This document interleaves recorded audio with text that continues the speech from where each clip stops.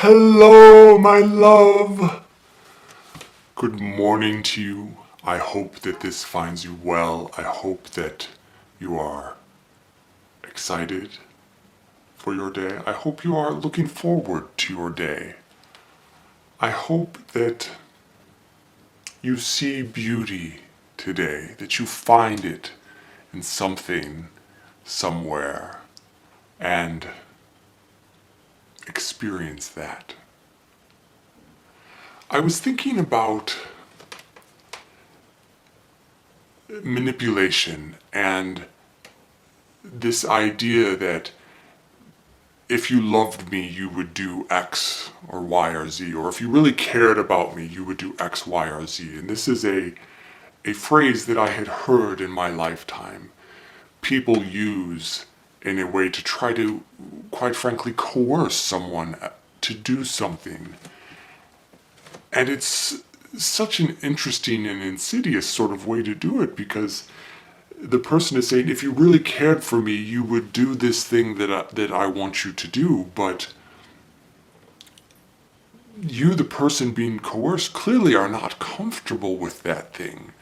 There is a resistance in your doing it. And the person that is trying to get you to do it, if they really cared about you, they wouldn't try and coerce you into doing it at all. The act of using that type of motivation for someone is an indication right out of the gate that they actually don't care about you as much as they profess.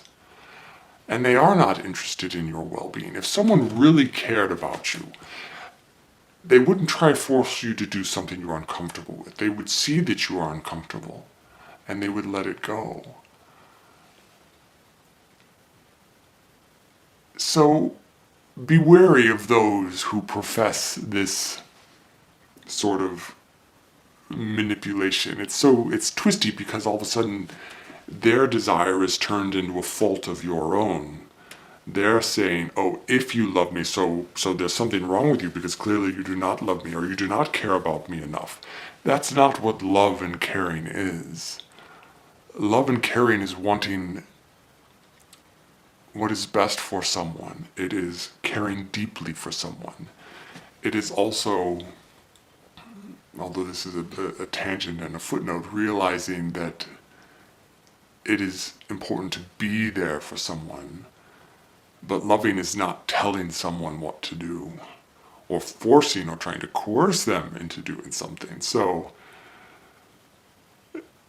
hopefully you will not run into this particular trick that people tend to play. It can come up in any myriad scenarios. It could come up in terms of sexual enterprises and trying to get someone to abandon their mores, which is unadvisable, or illicit substances, which are never advisable, or even to do things unethically it could be in a business venture or a partnership, in terms of, oh, if you really cared about the business, you would do X. If you would do really, if my leadership meant anything to you, you would do this thing I'm asking you to do. But if you're bulking at doing it, it's because there's something in your heart telling you there's a reason to pause, that perhaps the ethics are not quite as sound,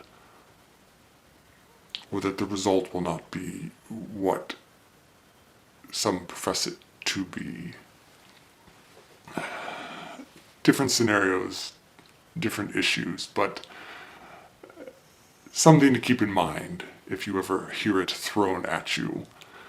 And with that, I will bid you adieu. I hope that you are well. I hope that you get a chance to listen to Run the Jewels. I found it very good to clear my head and just listen to when I worked, and so thoroughly enjoyable. And of course, Poems to Learn by Heart, edited by Carolyn Kennedy and painted by Jon J Muth, who also, interestingly, or to me at least, painted a series of comic books that I read when I was a kid called Moonshadow, if I recall. which were also very enjoyable, but a different ilk.